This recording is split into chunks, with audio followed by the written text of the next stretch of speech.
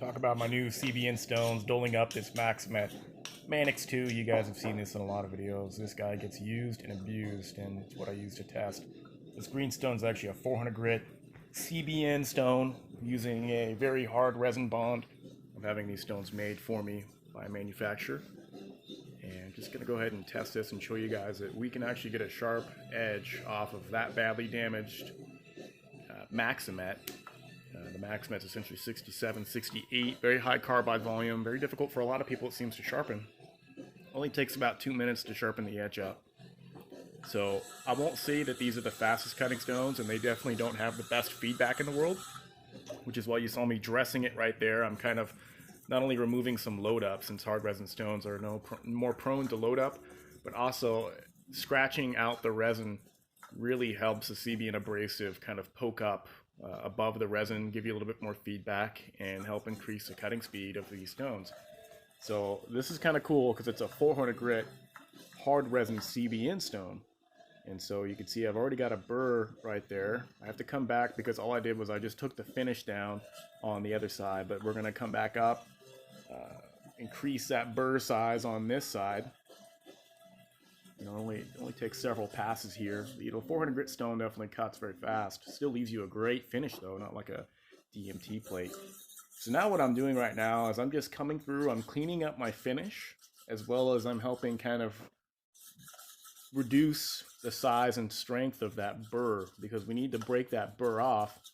The burr we created is very strong, so we need to make sure that we're coming through, making our finish nice and clean, yet at the same time, removing that burr. So that's what I call soft passes. This is just trailing strokes right here. These are what actually remove the very weakened, very small burr after the soft passes. I come back through, I see if it grabs me, and then I check for consistency on a piece of paper after I dry the edge off. So now we're going to come back through on a piece of paper. Yeah, only 2 minutes basically to get a sharp edge on there. Now this next stone is interesting because it's more of a 1500 grit CBN hard resin bonded water stone, and so the feedback is much more slick on this stone, but at the same time the finish it generates is really good. I like the fact that it's right at that line between a medium grit stone and a finishing stone, because it'll give me the best of both properties.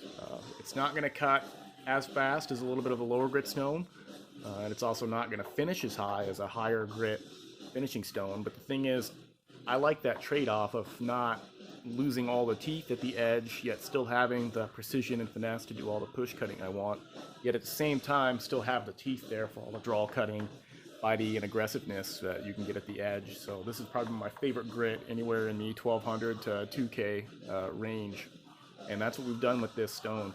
As far as the colors that were chosen on these stones, I kind of wanted to go with more traditional colors, where you have basically a kind of darker colored stone for your coarser grit, and then your kind of brownish orange color for your medium grit stones, as far as kind of how Japanese stones were set up. But came out more green and orange, it looks like. So you can see how the stone loads up. These hard resin stones are definitely more prone to loading.